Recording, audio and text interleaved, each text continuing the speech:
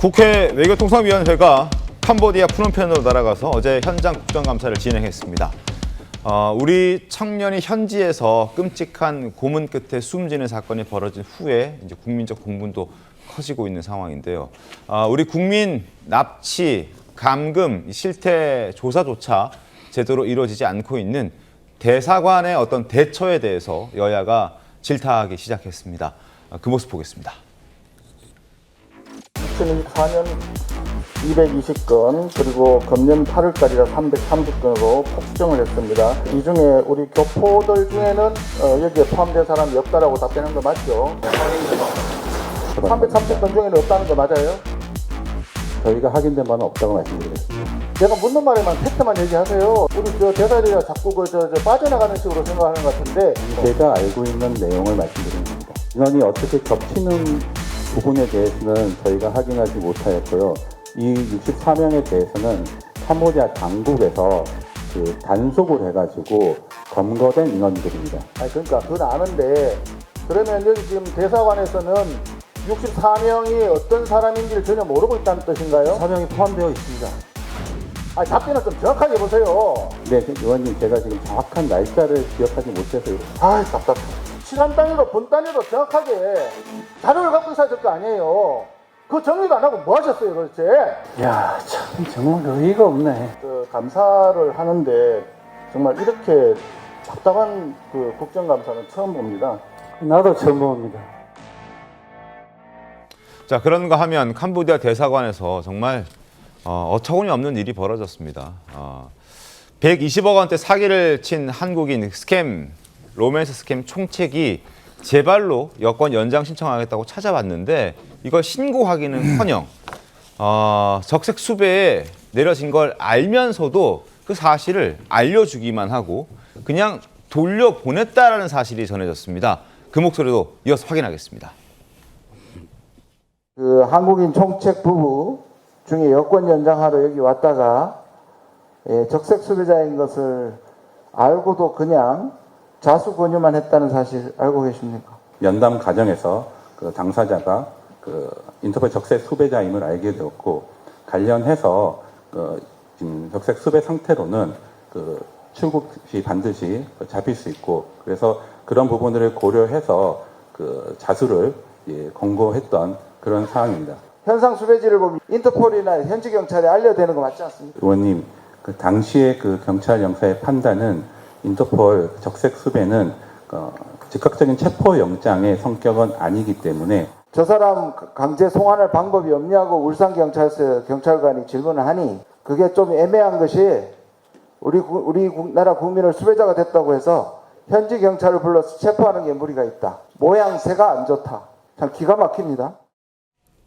자, 여권 연장하겠다고 범죄자가 그것도 중범죄자가 스스로 제 발로 찾아왔는데 그걸 신고하지도 않고 붙잡지도 않고 그냥 돌려보냈다는 거. 조심 위원님 어떻게 보셨습니까?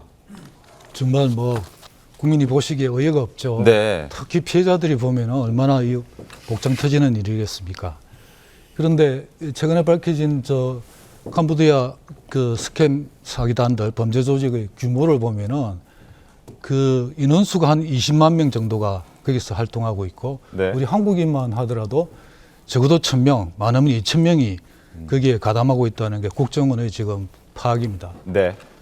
또 그 범죄 수익이라는 게 캄보디아 전체 GDP의 절반에 이를 정도로 규모가 큽니다.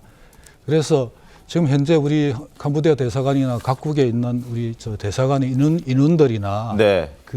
경찰 인력들을 보면은 사실상 이런 큰 범죄 조직의 범죄 행태라든지 이런 것들을 잘 적절하게 대처하기에는 좀 역부족이다. 이런 생각이 듭니다. 그래서 지금 제가 보기에는 이제 일이 터졌으니까 범정부 차원에서 진짜 총체적인 대응 시스템을 네. 우리 국내부터 마련해야 되겠다. 네. 특히 우리 잘 알고 있다시피 보이스피싱이라는 게 어제 오늘 일이 아닙니다. 이거는 아주 오랜 기간 우리 국내의 피해자들이 굉장히 많거든요. 네. 실제로 저는 요즘 궁금한 게 우리 캄보디아의 범죄 사기 범죄단의 규모는 잘 알려져 있는데 이 사람들에 의해 가지고 우리 국내에 있는 분들이 얼마나 큰 피해를 받는지 거기에 대한 그 파악이 좀 제가 보기에는 아직까지는 안 되고 있는 것 같아요. 실제로 주변에서 이런 보이스피싱이나 로맨스 스캠 이런 네. 거를 통해서 그 피해를 입은 분들이 피해를 당하면 어떻게 하느냐. 관할서에 가서 신고를 합니다. 네. 근데 이 범죄단체들은 국제적이거든요. 근데 관할서에 가갖고 이 문제 해결하기 힘들어요. 그러면은 정말 국수본 차원이나 안 그러면 범정부적인 어떤 대응 시스템이 있다면은 이런 저기 피해 사례들을 우리가 통합해서 아주 적극적으로 체계적으로 대응할 수 있는 거죠. 네. 그래서 지금이라도 늦었지만 네. 정부 차원의 대응 시스템이 필요하다 이렇게 생각합니다. 알겠습니다. 자, 적색 수배가 내려져 있었던 그 로맨스 스캠의 총책, 중범죄를 저지른 그 강 씨라는 그 인물이 대사관을 나와서 담당 형사에게 직접 전화하는 그 대담함도 보였다고 합니다. 그리고 거짓말도 엄청 하면서 부하들의 이름을 줄줄이 불러대면서 자신은 아무런 죄가 없다라는 얘기를 아주 당당하게 했다고 하고, 그리고 정작 피해 와서 자신의 부인도 함께 그 로맨스 스캠의 총책인데 그 아내가 되는 그 부인은 로맨스 스캠 사기를 계속 이어갔다라는 얘기도 확인할 수 있었습니다. 영상 보겠습니다.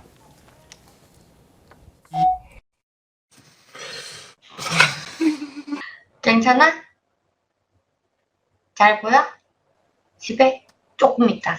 지금 이제 집에 갈 거야. 카톡해.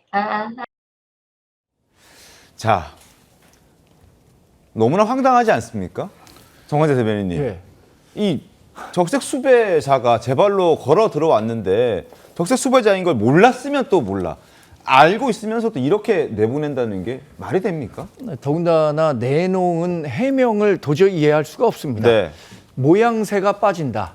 그러니까 민원인으로 여기 들어왔는데 우리가 현지 경찰에 신고하는 게 모양새가 빠진다.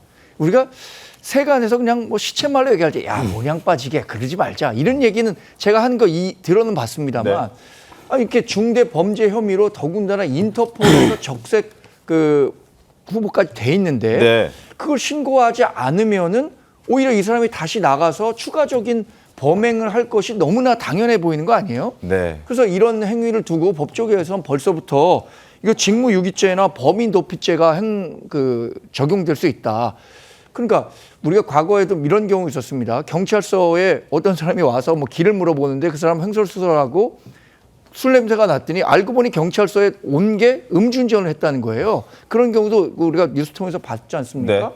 그럼 그때 당시에 바로 체포하는 게 공무원으로서의 당연한 일이라고 생각합니다. 물론 경찰과 외교관이 다를 수 있겠지만 그러나 이런 것들이 이런 그 더 큰 사회 문제가 될 수 있는 상황에서 제 공간에 있는 사람이 너무 안이하게 대응하는 거 아닌가라는 네. 지적을 피할 수 없고요. 네. 이 외교 그 공관들이 이렇게 안이하게 대응하는 경우에 대한 문제에 하루 이틀 지적됐던 게 아닙니다. 그런데 지금 변하지 않는 것들이 있어요. 외교관들이 굉장히 좀 엘리트주의가 있고 현지에 가면 그렇게 그 대국민 봉사보다는 의전이나 이런 거 챙기려고 하는 사람들이 많다는 거 아닙니까?